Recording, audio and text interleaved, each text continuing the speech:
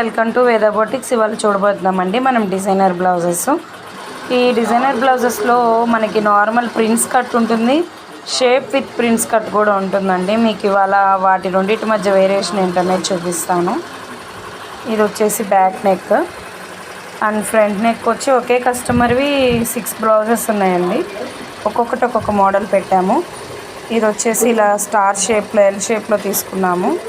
And prince కట్లో నేను చెప్పాను కదా, ఇది వచ్చేసి షేప్ వస్తుందండి. ఇక్కడ మనకి ఎట్లయితే నార్మల్ పైపింగ్ బ్లౌజెస్కి షేప్ వస్తుందో అలా షేప్ వస్తుంది.